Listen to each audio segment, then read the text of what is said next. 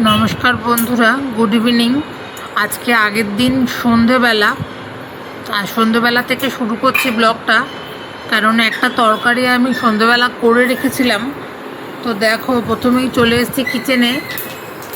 তেল গরম করলাম, কড়াতে তেল গরম করে জিরে ফোড়ন দিলাম, তার মধ্যে আলু আর কুমড়ো ডুমো করে কেটে রাখা একটু বড় সাইজের কাটা ওটা দিয়ে দিলাম। দিয়ে একটু নাড়াচাড়া করবো। আলু কুমড়োটাকে একটু ভাজা ভাজা করে নিচ্ছি।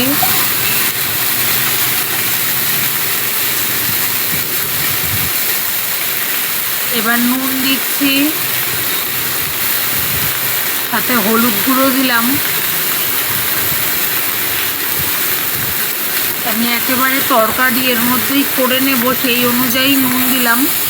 এবার নাড়াচাড়া করে একটু নুন হলুদ দিয়ে আলু কুমড়োটা ভেজে নিচ্ছি।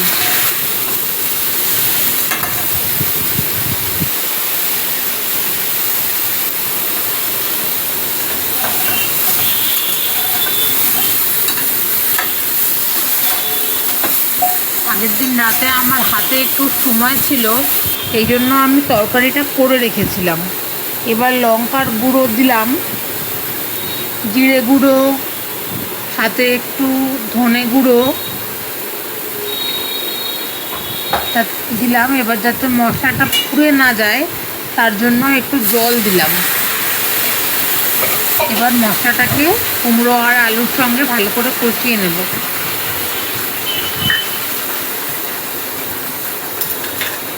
একটু কাশ্মীরি লঙ্কা গুঁড়ো দিচ্ছি রঙের জন্য, একটু ঝাল হবে না কিন্তু রঙটা সুন্দর আসবে। তরকারিটা এবার একটু কষিয়ে নিচ্ছি। আজকে আমি তরকারিটা নিরামিষ রাখবো, কিন্তু আগামীকাল এর মধ্যে চিংড়ি মিশিয়ে দেব। চিংড়ি মাছ দিয়ে কুমড়ো আলুর তরকারিটা তখন করব। দেখো, আমার কষানো হয়ে গেছে। আমি জল দিয়ে দিলাম কড়াতে, যতটা ঝোল রাখবো সেই অনুপাতে জল দিলাম। এদিকে পরের দিন সকাল হয়ে গেছে, পরদিন সকালের প্রথম দৃশ্য এটা। আমি আমার মাল্টি কেটেলটাতে ওখানে আমি একটু জলের সাথে নুন মিশিয়ে দিচ্ছি। সয়াবিন সেদ্ধ করব, জলের মধ্যে একটু নুন দিলাম। জলটা গরম হয়ে গেছে,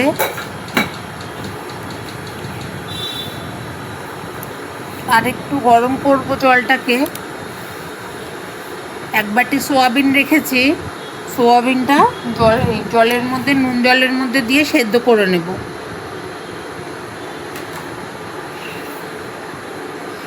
এদিকে সাদা জিরে তরকারিতে ফোড়ন দেওয়ার জন্য রেখেছি, আর একটু মশলা রেখেছি, জিরে, ধনে, হলুদ আর লাল লঙ্কার গুঁড়ো আর কাশ্মীরি লঙ্কার গুঁড়ো। এগুলোর মধ্যে একটু জল দিয়ে মিশিয়ে নেব। আর আজকে আমি রান্না করছি সোয়াবিন দিয়ে, ডিম দিয়ে, আলু দিয়ে একটা ঝোল।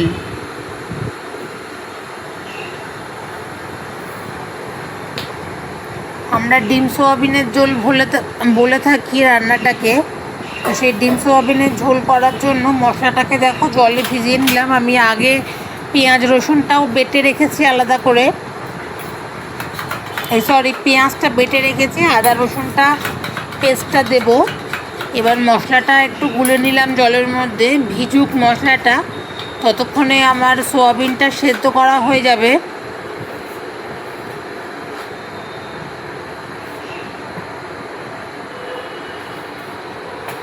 এদিকে দেখো, চাল ধুয়ে ইন্ডাকশানের ওপর রেখে দিয়েছি, আর এদিকে ডিম সেদ্ধ হতে বসিয়েছি।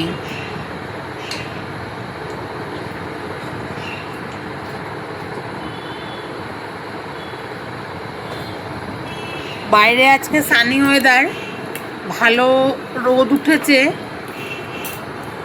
এবার আমার জল গরম হয়ে গেছে, আমি গরম জলে সোয়াবিনটা দিয়ে দিলাম। ঢাকা দিয়ে দিচ্ছি মাল্টি কেটেলটা, একটু নাড়িয়ে নিচ্ছি, সয়াবিনটাকে মিশিয়ে দিচ্ছি জলের সাথে।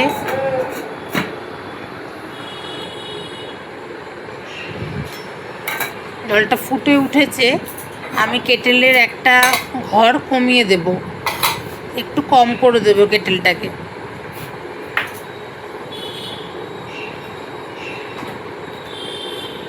এবার কড়া গরম করে নিয়েছি, তার মধ্যে সর্ষের তেল দিচ্ছি। তেল গরম হয়ে গেছে। সবার প্রথমে আলুগুলোকে লাল করে ভেজে নেব। তোমরা যারা নিয়মিত আমার ব্লগ দেখছো তারা জানো আমি একটু লাল করেই যে কোনো তরকারি বিশেষ করে আলুটা ভেজে রাখি, তাতে তরকারির স্বাদটা ভালো হয়। আলুগুলো ছেড়ে দিলাম গরম তেলে।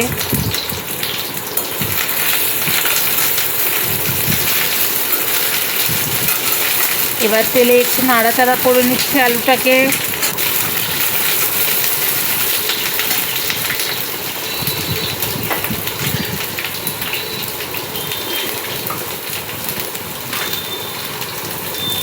এবার আলুতে নুন দিয়ে দিলাম, প্রয়োজন যতটা দরকার সেই অনুপাতে নুন দিয়ে দিলাম।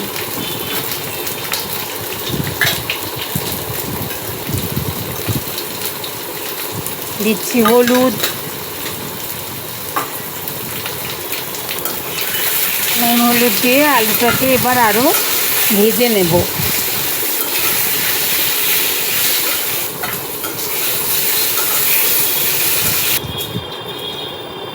দেখো আলু ভাজা হয়ে গেছে, আমি আলুগুলো তুলে নিয়েছি। আর একটু তেল গরম করে নুন হলুদ মাখানো ডিমগুলো দিয়ে দিলাম। এবার ডিমটাকেও একটু লাল করে ভেজে নেব।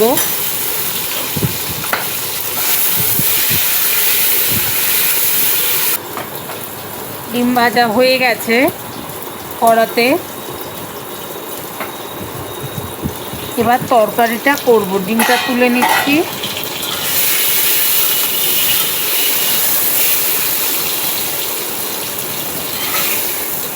এবার ওই একই তেলের মধ্যে আরেকটু তেল দেব তরকারি করার জন্য।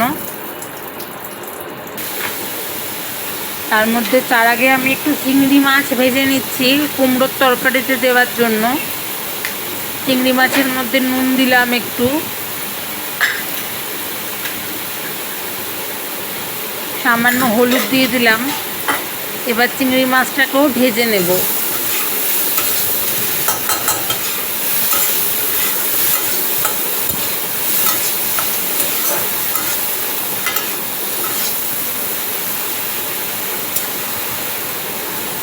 চিংড়ি মাছটা ভাজা হলে ভাজা চিংড়ি মাছগুলো আমি কুমড়োর তরকারির মধ্যে ঢেলে দেব। ঢেলে তরকারিটাকে একটু ফুটিয়ে নেব, নিলে আমার কুমড়ো চিংড়ি রেডি হয়ে যাবে।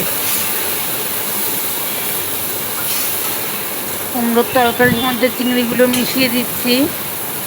তরকারির বাটিটা গ্যাসে বসিয়ে দিয়েছি। যতটা ফাঁকিবাজি করে করা যায়। কড়াতে এবার আর একটু তেল দিলাম, তাতে দিয়ে দিলাম সাদা জিরে ফোড়নে। ফোড়নটা একটু ফুটে উঠলে পেঁয়াজ বাটাটা দিয়ে দিচ্ছি। ওদিকে কুমড়োর তরকারিও ফুটতে আরম্ভ করেছে। পেঁয়াজ বাটা দিয়ে দিলাম।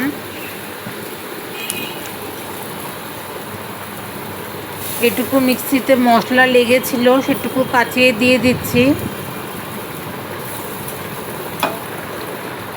এবার দিচ্ছি আদা রসুনের পেস্ট, 2 চামচ আদা রসুনের পেস্ট দিলাম।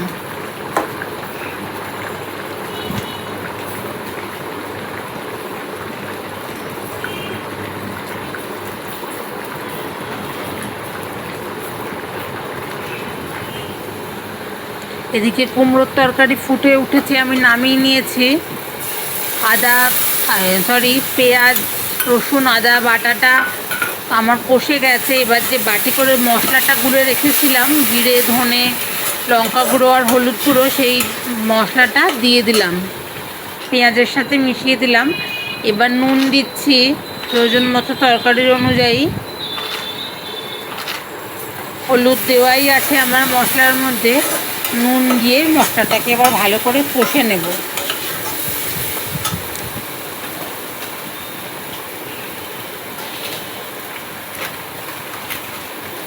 ভালো করে মশলাটাকে কষে নিচ্ছি।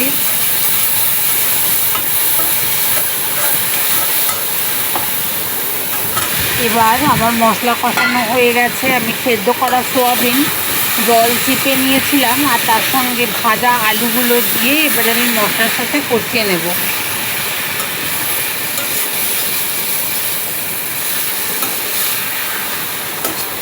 ভালো করে একটু কষিয়ে নেব।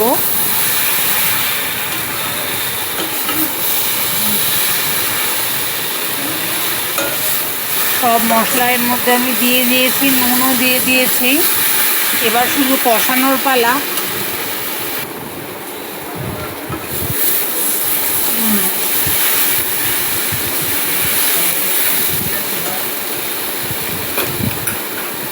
এবার মশলার বাটি ধুয়ে জলটা দিয়ে দিচ্ছি, তার সাথে আরেকটু জল দিয়ে দিলাম তরকারির ঝোলের জন্য। যতটা ঝোল আমি রাখবো সেই আন্দাজে আমি জলটা দিলাম, দিয়ে এবার কড়াইটা ঢাকা দিয়ে দিলাম আলুটা সেদ্ধ হওয়ার জন্য। সোয়াবিন আগে থেকে সেদ্ধ করা রয়েছে, আলুটা সেদ্ধ করার জন্য ঢাকা দিলাম। আলু সেদ্ধ হয়ে গেছে, তার মধ্যে আমি ভাজা ডিমগুলো এবার ছেড়ে দিচ্ছি।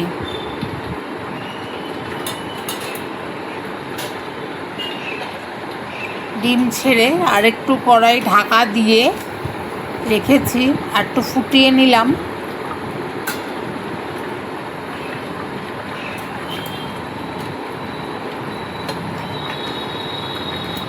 আমি এইভাবেই ডিম দিয়ে সোয়াবিন আলুর ঝোল করে থাকি। তোমরা যদি কেউ না খেয়ে থাকো একবার করে দেখো, ভালো লাগে খেতে।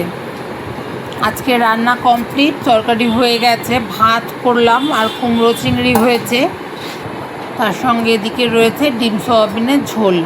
এটাই আজকে আমাদের লাঞ্চ মেনু। দুপুরবেলা আমি চলে এসেছি ব্যালকনিতে, কয়েকটা জামা কাপড় ওয়াশিং মেশিনে কেচে দিয়েছিলাম, সেগুলো মেলে দিচ্ছি। আজকে রোদটা খুব ভালো উঠেছে, প্রায় 2-3 দিন আমাদের বহরমপুরে ভালো রোদ ওঠেনি, জামা কাপড় ঠিকমতো কাচতে পারিনি। আজ রোদ দেখে কেচে দিয়েছি।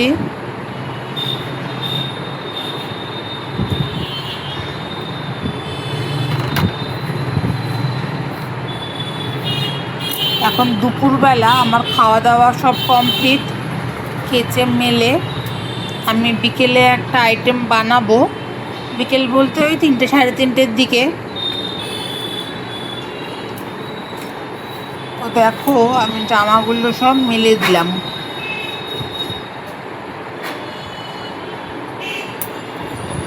তোমাদের ওখানে যেখানে তোমরা থাকো সেখানে কীরকম বৃষ্টি হচ্ছে একটু আমাকে কমেন্ট করে জানিও।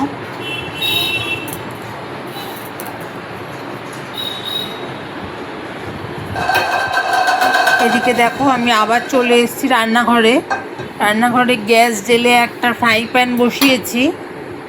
আমি একটা ব্রেড পুডিং বানাবো, তো ফ্রাই প্যানে দুধ জাল দেবো। তার জন্য আমি একটু জল আগে প্যানের মধ্যে দিলাম যাতে প্যানে দুধটা লেগে না যায়।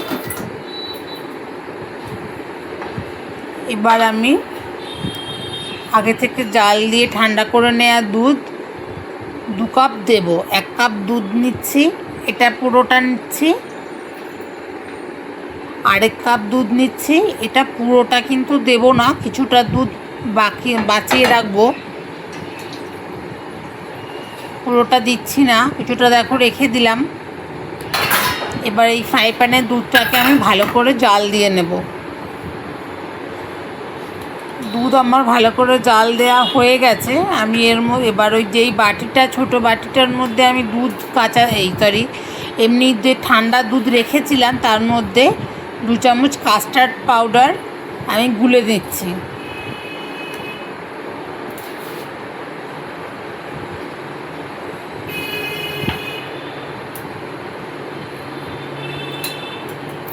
দেখো কাস্টার্ড পাউডারটা, এটা বাটারস্কচ ফ্লেভারের। এটা আমি ওই দুধের মধ্যে দিয়ে ভালো করে মিশিয়ে নেব। 2 চামচ নেব।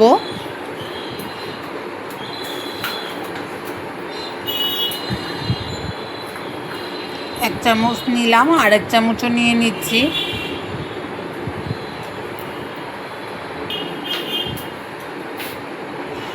এবার এটা ভালো করে গুলে, যাতে কোনো লাম্পস না থাকে সেভাবে গুলতে হবে। ভালো করে গুলে নিলাম, নিয়ে এবার আমি গরম দুধের মধ্যে দিয়ে মিশিয়ে নেব। সঙ্গে সঙ্গে মেশাতে হবে বন্ধুরা, নাহলে কিন্তু দলা পেকে যেতে পারে। এক হাতে দিলাম আর এক হাতে ভালোভাবে মিশিয়ে নেব। বারবার খুন্তি চামচ নাড়িয়ে যেতে হবে যাতে নিচে ধরে না যায় বা দলা পেকে না যায়।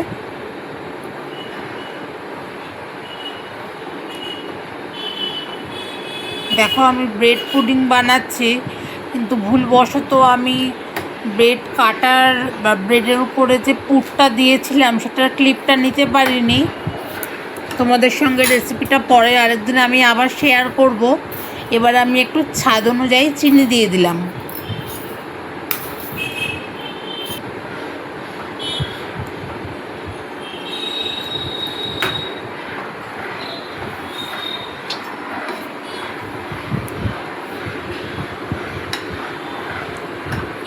ভালো করে নেড়ে নিচ্ছি, একটু গাঢ় হয়ে যাবে, ঠান্ডা হলে আরও গাঢ় হয়ে যাবে। দেখো অনেকটাই দুধটা গাঢ় হয়ে গেছে। কাস্টার্ড পাউডারের মধ্যে কর্নস্টার্চ থাকে, এই জন্যই একটু গাঢ়টা তাড়াতাড়ি হয়ে যায়।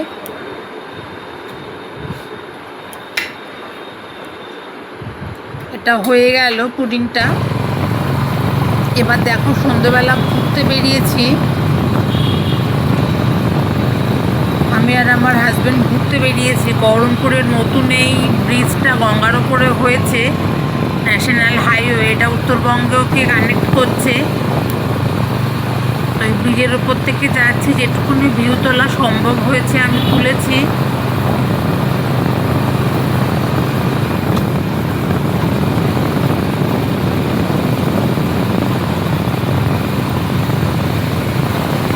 এই হচ্ছে আমাদের গঙ্গার ওপরকার ব্রিজ, নতুন ব্রিজ বলছে এটাকে। খুব সুন্দর লাইট, স্ট্রিট লাইট